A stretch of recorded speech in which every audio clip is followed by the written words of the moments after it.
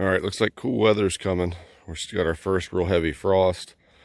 It's about 35 degrees or so outside. It's going to be time to put the heater in the chicken's water over here, keep it from freezing. It's probably don't have many more weeks before I'm going to start needing that. Meat birds are up there doing well. I'll show you them here in a minute. We lost one of our chickens this week. I came out and to feed him in the morning before work, and he was inside of this feeder I got from Tractor Supply, curled up in there, and he had died overnight. So I had to make a little bar to go across this to hopefully keep that from happening again. It's just one of the lessons that I'm going to learn. And I never had that issue with the other broilers we raised, but somehow one of them got in there and overnight and didn't make it back out. So these guys fed and they were hungry.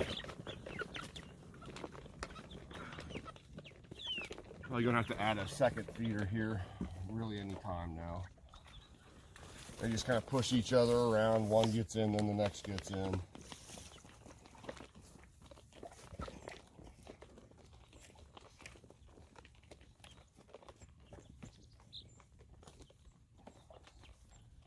Still haven't figured out what the little guy is. He's got gray feet. I don't know if that's going to lead me towards figuring out what kind of breed that one is, but oh, the hose is froze.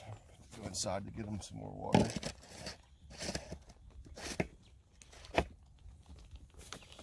And I got to move their little coop here again this afternoon. But we'll let them eat now.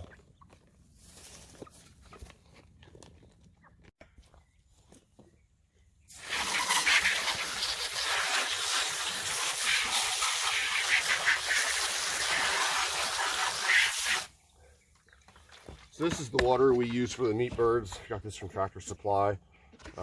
These are kind of neat the way they work. They have a little plastic cap here. This is just a place to hold it so that you don't lose it. But what you do is you cap off the lower spigot right here.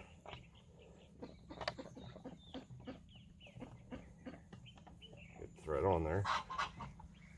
And then go ahead and fill it up.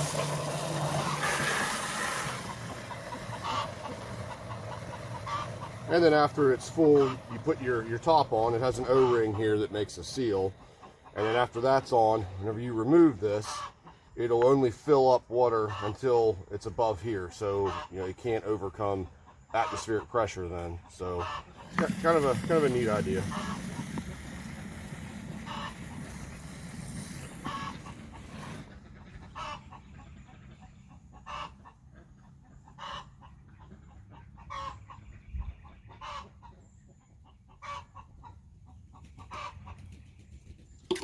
Alright, so we'll thread that on, make the seal there so there's, like I say, there's no pressure, able to really push the water out, and that's all there is to it. So I'll go back up and give this to the birds up in the upper yard.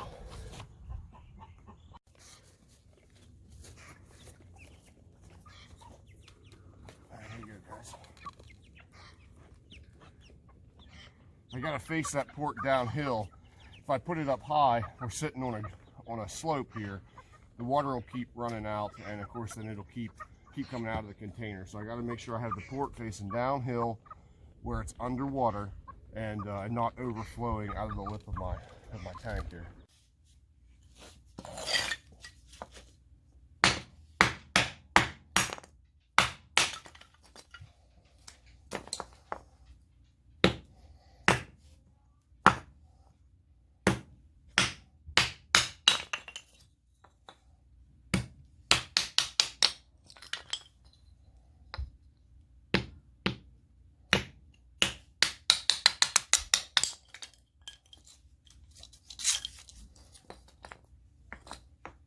Very cold out this morning, about 35 degrees. I think we're going to go ahead and build a fire in our stove upstairs just to help with our oil furnace a little bit, keep it from running a whole pile here today. Maybe we'll cook breakfast on it. I'll probably do a separate video on that stove here. I'll show it off a little bit. It's kind of a neat piece. Damn knot in that one.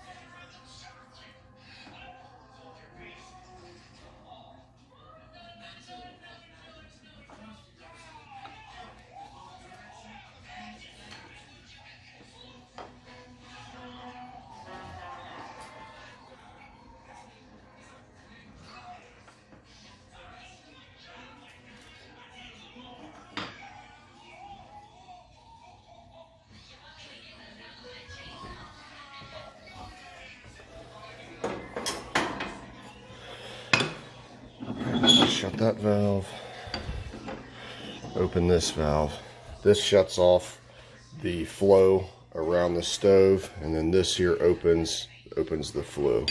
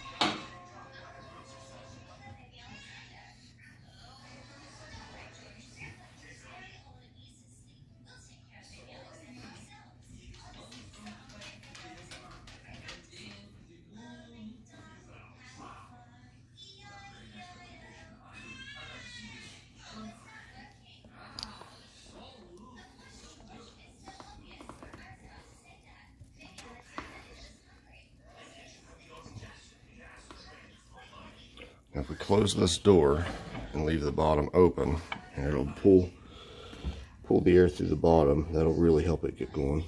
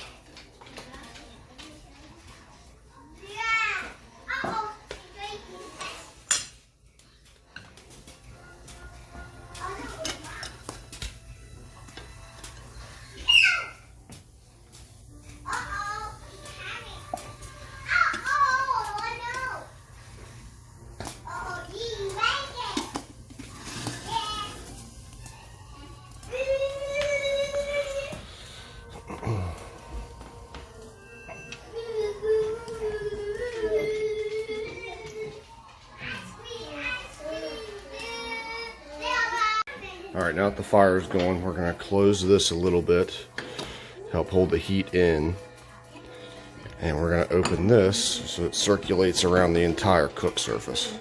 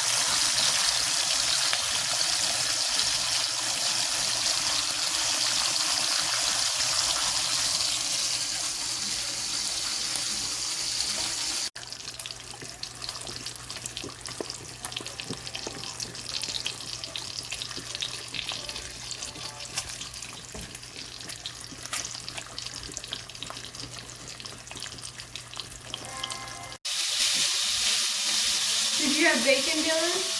Or are you just eating cookies? Yeah, he's just eating cookies. Yeah, you're smelling on the stove? Not Huh? much Might be. It's hot. Yeah, it's very hot.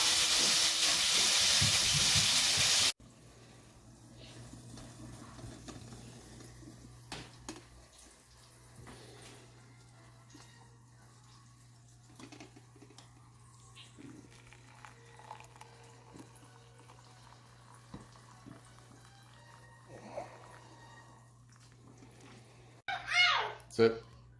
Sit. Speak. Spin. Good girl.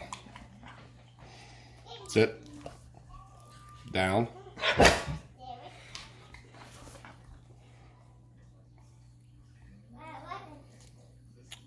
Bang. Sit. Back up. Back up.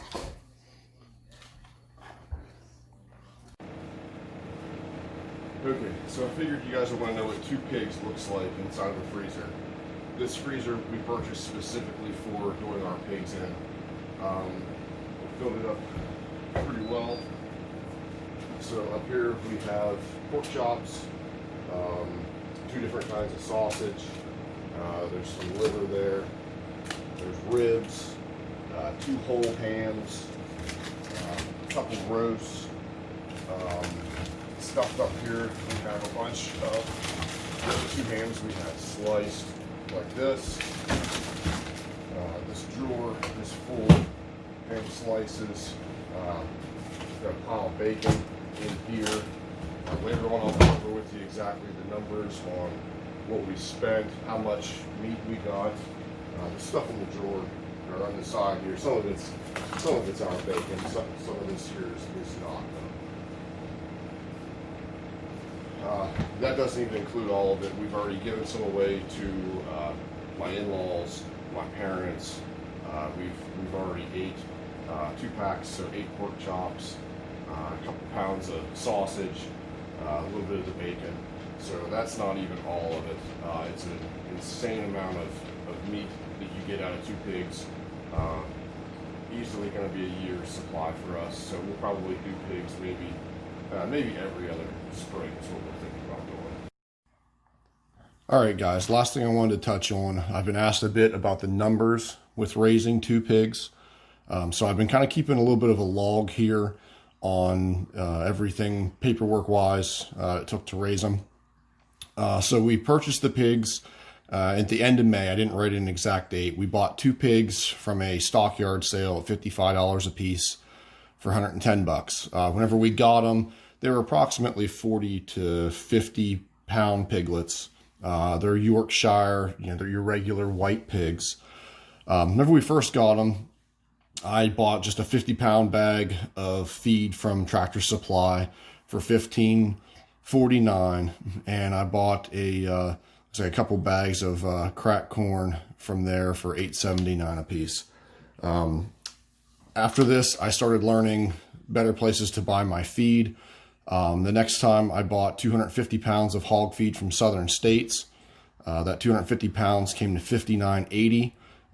Later on, I found another Southern States ag supply store where I was able to buy 250 pounds for $40. So much better pricing. The quality of this seemed much better. It smelled really good, like something that you'd even eat yourself. It's really wasn't bad at all. So the total amount of feed came to 1,600 pounds for 2 pigs.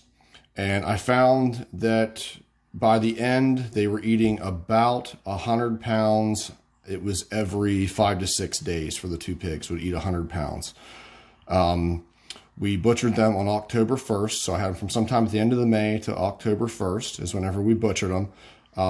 They told me that each pig weighed over 300 pounds. I didn't get an actual live weight or hanging weight rather, excuse me.